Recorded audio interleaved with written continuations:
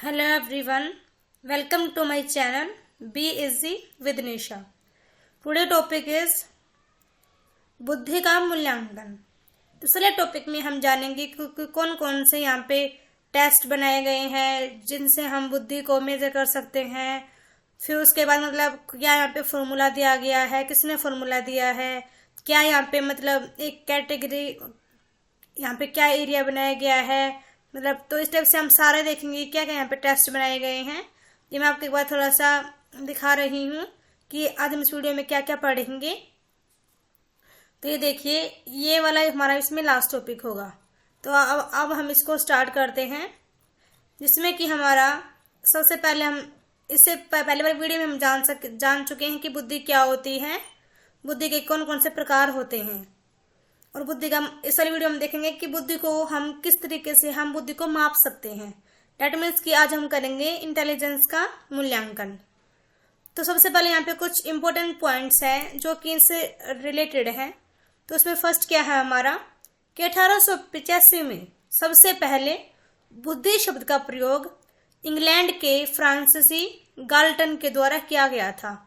कि यदि हम बात करें कि जो बुद्धि शब्द है वो सबसे पहले किसने यूज किया था, तो वो इंग्लैंड के फ्रांसीसी गाल्टन थे। उन्होंने इसको सबसे पहले यूज किया था, बुद्धि वर्ड को, बुद्धि शब्द को। और उन्होंने इसको कब प्रयोग किया था? 1885 में, 1885 में सबसे पहले फ्रांसीसी गाल्टन ने यूज किया बुद्धि शब्द को 1885 में। इसके बाद क्या हुआ, कैटल थे, कैटल ने 1890 में पेनिसिल्वेनिया विश्वविद्यालय में, मतलब ये यूनिवर्सिटी में, इन्होंने मानसिक परीक्षण व मापन, मेंटल टेस्ट एंड मेजरमेंट नामक एक उन्होंने बुक लिखी। किसने लिखी? कैटल ने लिखी थी। कैटल ने बुक लिखी थी 1890 में। किस नाम से लिखी? Mental test and measurement. कि कैसे हम मेजरमेंट करते हैं मानसिक को, हमारे मेंटल को, मतलब हमारे माइंड को, इट मीन्स। इसके बाद नेक्स्ट पॉइंट क्या है कि 1890 में, यहाँ पे देखिए मैंने सीक्वेंस डाल रखा है कि पहले 1885 में क्या हुआ था, फिर 1890 में क्या हुआ, मतलब ऐसे सीक्वेंस वाइज है ताकि आपको लर्न करने में थोड़ा ज्यादा प्रॉब्लम ना हो। इसी वजह से ये थोड़े इंपॉर्टेंट पॉइंट्स है, इसलिए मैंने इनको स्टार्टिंग में ही डाला है। तो उसके बाद थर्ड पॉइंट क्या है यहाँ पे कि 1890 में सर्वप्रथम सबसे पहले मानसिक परीक्षण शब्द का प्रयोग कैटल ने किया था। मतलब जो एक कैटल थे, कैटल ने ही सबसे पहले मानसिक परीक्षण शब्द का प्रयोग किया। सबसे पहले किसका? मानसिक परीक्षण, मतलब कि मेंटल टेस्ट एक तरीके से यदि हम बोले तो। उसके बाद क्या हुआ, 1905 में, 1905 में सबसे पहले बुद्धि परीक्षण तैयार किया गया, जिसका नाम था बिने साइमन बुद्धि परीक्षण। सबसे पहले बात करें था, ये वाली बात यहाँ पे इम्पोर्टेंट है, लर्न करने के लायक है कि सबसे पहले बुद्धि परीक्षण कौन सा बना था और कब बना था। तो सबसे पहले बना था 1905 में बना था, और बिने साइमन बुद्धि परीक्षण के नाम से सबसे पहला बुद्धि परीक्षण बना था। उसके बाद देखिए 1908 में सर्वप्रथम अल्फ्रेड बिने ने मानसिक आयु शब्द का प्रयोग किया। जो अल्फ्रेड बिने थे उन्होंने 1908 में सबसे पहले मानसिक आयु, मतलब मेंटल एज वर्ड का उन्होंने यूज किया।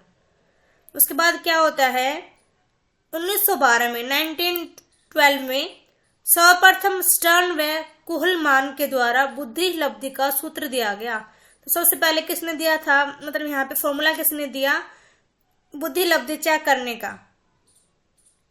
तो स्टर्न व कुहलमान ने दिया था 1912 ईस्वी में। और क्या था फॉर्मूला? मेंटल एज अपॉन वास्तविक आयु, की जो उसकी एक्चुअल आयु है वो मेंटल एज, मानसिक आयु अपॉन वास्तविक आयु, ये उन्होंने फॉर्मूला दिया था स्टर्न व कोहलमान ने।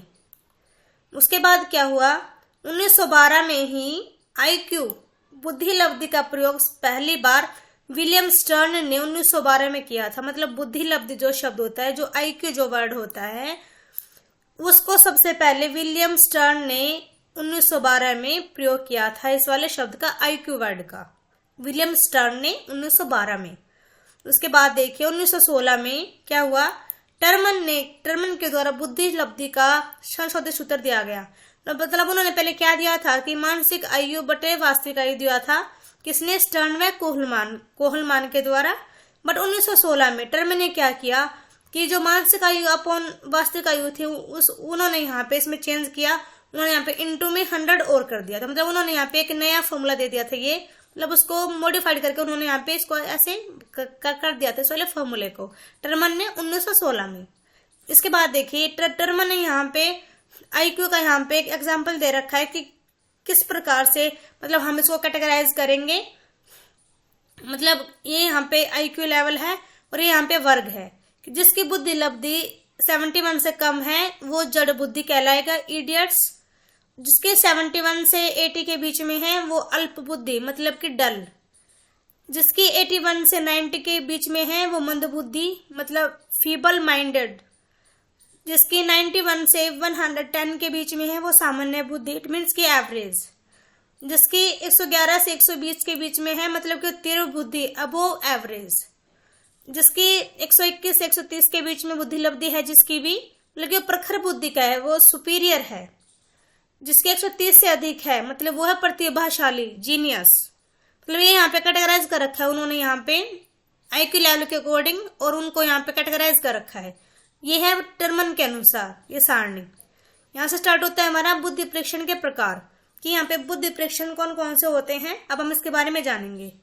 यहाँ पे बहुत सारे मतलब कैटेगरीज या यहाँ पे कहें तो हम बहुत सारे यहाँ पे क्षेत्र है जिसके बेसिस पे बुद्धि परीक्षणों को बांटा गया है। तो यहाँ पे सबसे फर्स्ट है व्यक्तिगत या सामूहिक बुद्धि परीक्षण। मतलब व्यक्तिगत तो वही कि पर्सनल जो होते हैं, और समूह मतलब जो ग्रुप के बारे में हमको बताते हैं कि भाई यहाँ पे इस वाले ग्रुप का आईक्यू लेवल क्या है।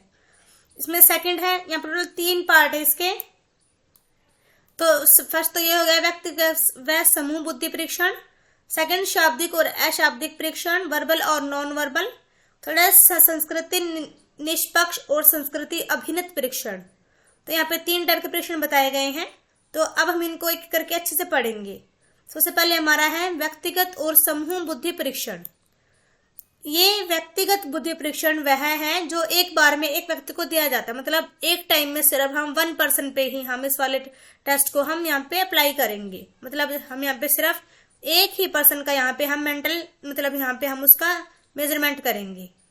इसके यहाँ पे एग्जांपल दिए गए हैं, जैसे कि यहाँ पे व्यक्तिगत वाले के द कॉफमैन मापनी और स्टेनफोर्ड बिने बुद्धि मापनी, ये दोनों हैं व्यक्तिगत के एग्जाम्पल। किसके हैं ये दोनों? व्यक्तिगत के एग्जाम्पल हैं। तो यहाँ पे उन्होंने इसके बारे में यहाँ पे बताया नहीं है ज्यादा, सिर्फ इसके बारे में बता रखा है कि ये मतलब इम्पोर्टेंट ये है स्टेनफोर्ड बिने बुद्धि मापनी, ये वाला इम्पोर्टेंट है। तो इसके बारे में हम थोड़ा अच्छे से जान लेते हैं। जैसे कि आप जानते हैं कि यह पहला बुद्धि परीक्षण था जिसे बिने और साइमन ने 1905 में विकसित किया था। जैसे मैंने आपको पहले बताया था कि सबसे पहला बुद्धि परीक्षण कब बना था, तो 1905 में बना था। तो किसने दिया था? ये देखिए यहाँ पे ये रहा। सबसे पहला बुद्धि परीक्षण 1905 में बना था बिने साइमन बुद्धि परीक्षण के नाम से। तो यही वाला जो बुद्धि परीक्षण है यही वाला हमारा व्यक्तिगत बुद्धि परीक्षण के अंतर्गत आता है। यह मनोवैज्ञानिकों के बीच लोकप्रिय बुद्धि परीक्षण में से एक है। मतलब पॉपुलर रहा ये वाला हमारा मेजरमेंट टेस्ट आईक्यू का। बाद में इसी परीक्षण को एक अमेरिकी मनोवैज्ञानिक टर्मन द्वारा संशोधित कर दिया गया। अमेरिकी आबादी पर इसे मान्य करने के बाद उन्होंने मूल मापनी का नाम बदलकर स्टेनफोर्ड बिने मापनी, मतलब पहले तो क्या था वो ये था, हमने अभी किया था ना ऊपर कि बिने ने और किसने बताया था ये हमको, मैंने आपको भी बताया था ना, बिने और साइमन ने किया था ये। बट उसके बाद यहाँ पे काम किया टर्मन ने, तो इस वजह से उन्होंने यहाँ पे स्टेनफोर्ड और बिने मापनिस का नाम यहाँ पे चेंज करके रख दिया था। उसके अलावा इसमें क्या है देखिए, 2003 में स्टेनफोर्ड बिने मापनी SB5 प्रस्तुत किए गए। यहाँ मतलब यहाँ पे 5 चीजें बताई गई थी। क्या क्या? तर्कना, मतलब कैसे हम तर्क करते हैं, ज्ञान। उसके बाद मात्रात्मक तर्कना, और 4 था यहाँ पे दर्शा स्थानिक प्रसंस्करण। 5 था कार्यकारी स्मृति।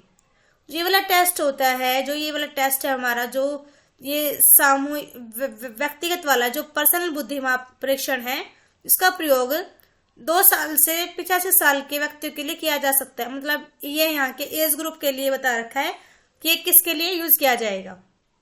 इसके अलावा यहाँ पे जो थर्ड है, मतलब इसके एग्जाम्पल्स मैं आपको करा रही हूँ व्यक्तिगत के व समूह वाले के। तो यहाँ पे फर्स्ट तो ये हो गया द कॉफमैन मापनी।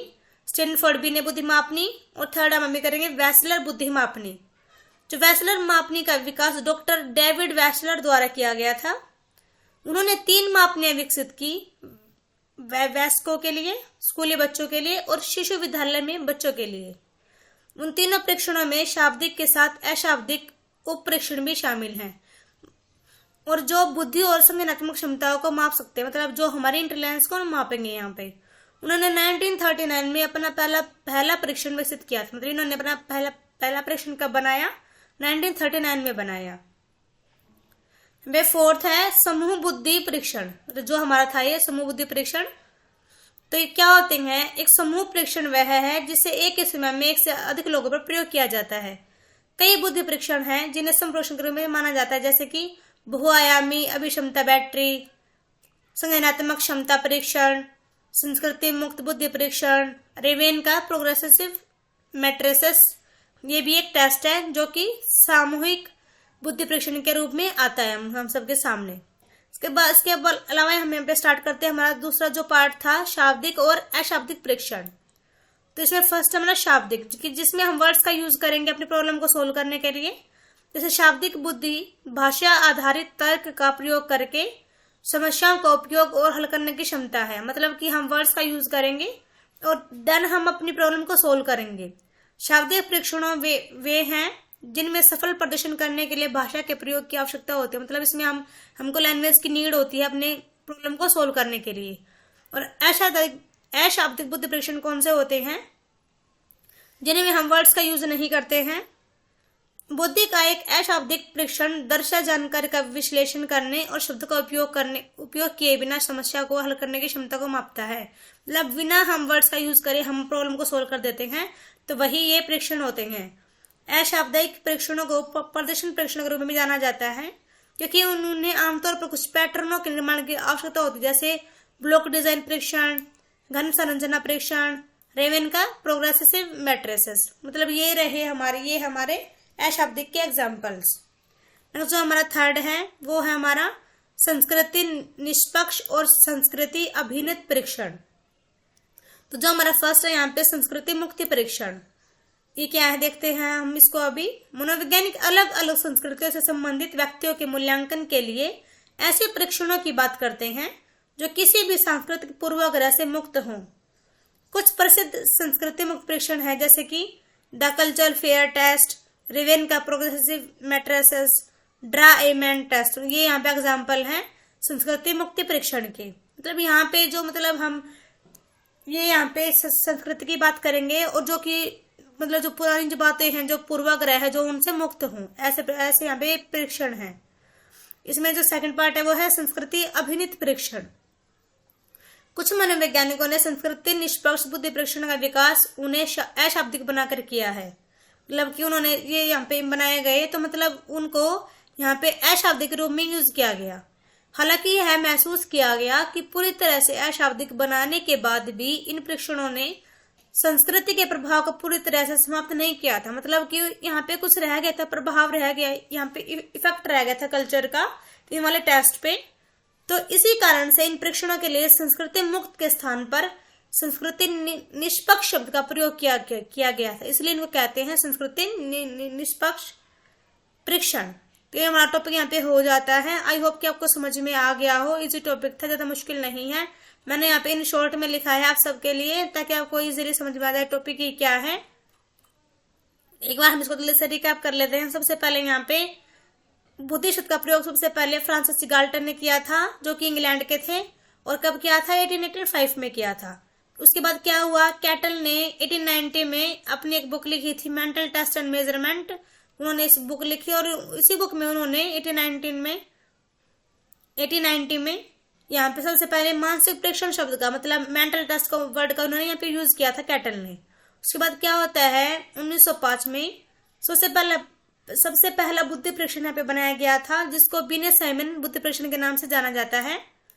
फिर 1908 में क्या हुआ? अल्फ्रेड बिने ने मानसिक आयु शब्द का प्रयोग किया।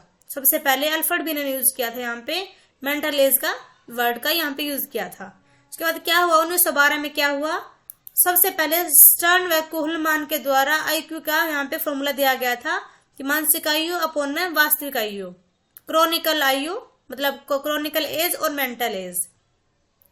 उसके बाद क्या हुआ, आईक्यू बुद्धि लब्धि का प्रयोग सबसे पहले विलियम स्टर्न ने किया था 1912 में। मतलब जो आईक्यू वर्ड होता है, जो बुद्धि लब्धि निकालकर जो वर्ड है यहाँ पे, वो सबसे पहले विलियम स्टर्न ने यूज किया था। उसके अलावा उसके बाद क्या होता है, 1916 में 1916 में टर्मन के द्वारा बुद्धि लब्धि का यहाँ पे मॉडिफाइड फॉर्मूला दिया गया, जिसमें कि उन्होंने मेंटल एज अपॉन में क्रॉनिकल एज इंटू में 100 कर दिया था। तो ये उन्होंने यहाँ पे मॉडिफाइड किया था इस वाले फॉर्मूले को। तो यहाँ पे टर्मन ने यहाँ पे ये सारणी दे रखी थी, जिसके बेसिस पे हम मतलब कैटेगराइज कर सकते हैं कि हाँ भाई इस आईक्यू वाले का मतलब यहाँ पे वर्ग क्या होगा, मतलब कि ये कौन सी कैटेगरी में आएगा, ये कौन सी कैटेगरी में आएगा, इस तरह से उन्होंने बताया था। फिर हमने देखा बुद्धि परीक्षण के प्रकार, ये 3 प्रकार के होते हैं, व्यक्तिगत और सामूहिक बुद्धि परीक्षण, शाब्दिक और अशाब्दिक बुद्धि परीक्षण, संस्कृति निष्पक्ष और संस्कृति अभिनित परीक्षण। जिसमें कि हमने सबसे पहले क्या था, व्यक्तिगत, जो कि मतलब जो पर्सनल होते हैं, जो एक टाइम में सिर्फ एक ही पर्सन के लिए यूज किए जाते हैं। इसका यहाँ पे एग्जाम्पल था, द कॉफी मैन मापनी, स्टैनफोर्ड बीने बुद्धि मापनी थी, और थर्ड इसमें था वेस्लर बुद्धि मापनी। उसके बाद यहाँ पे आ जाता है ये समूह बुद्धि परीक्षण जो थे, मतलब कि जो पूरे ग्रुप पे यूज किए जाएंगे। जैसे कि यहाँ पे इसके एग्जाम्पल थे, रेवेन का प्रोग्रेसिव मैट्रिसेस, संस्कृति मुक्त बुद्धि परीक्षण, संज्ञानात्मक क्षमता परीक्षण, बहुआयामी अभिक्षमता बैटरी। इसके अलावा दूसरा था यहाँ पे शाब्दिक और अशाब्दिक। शाब्दिक वही जिसमें हम वर्ड्स का यूज करेंगे किसी भी प्रॉब्लम को सोल्व करने के लिए, और अशाब्दिक वही कि जहां हम अब पैटर्न्स को हम फॉलो करेंगे, जिसमें हम वर्ड्स का यूज हम नहीं करेंगे। जैसे कि यहाँ पे इसके एग्जाम्पल थे ब्लॉक डिजाइन परीक्षण, घन संरचना परीक्षण, रेवेन का प्रोग्रेसिव मैट्रिसेस। थर्ड था यहाँ पे संस्कृति निष्पक्ष और संस्कृति अभिनित परीक्षण। सबसे पहले देखा था यहाँ पे संस्कृति मुक्ति परीक्षण, जिसके एग्जाम्पल थे द कल्चर फेयर टेस्ट और रेवेन का प्रोग्रेसिव मैट्रिसेस ड्रा इमेंटर्स। ये यहाँ पे एग्जाम्पल थे संस्कृति मुक्ति परीक्षण के। सेकंड था यहाँ पे संस्कृति अभिनित परीक्षण, जो कि मतलब इनका यहाँ पे क्या मानना था कि मतलब पूरी तरह से जो इफेक्ट था कल्चर का वो जा नहीं पाया था इन वाले टेस्ट के ऊपर से। तो इसीलिए उन्होंने यहाँ पे संस्कृति मुक्त के स्थान पर उन्होंने यहाँ पे संस्कृति निष्पक्ष शब्द का प्रयोग किया था यहाँ पे इन वाले परीक्षणों के लिए। तो ये हमारा टॉपिक था। आई होप कि आपको समझ में आ गया हो। तो आज हमने किया है बुद्धि का मूल्यांकन के कौन कौन से टेस्ट बनाए गए बुद्धि को मापने के लिए, क्या यहाँ पे कैटेगराइज कैसे हम इसको कैटेगराइज कर सकते हैं बुद्धि को आईक्यू के अकॉर्डिंग, और हमने कुछ इंपोर्टेंट फैक्ट्स किए थे बुद्धि के मूल्यांकन के रिगार्डिंग। आई होप कि आपको समझ में आया हो टॉपिक। आपको समझ में आ रहा है तो प्लीज लाइक करें, शेयर करें एंड सब्सक्राइब करें। Thank you.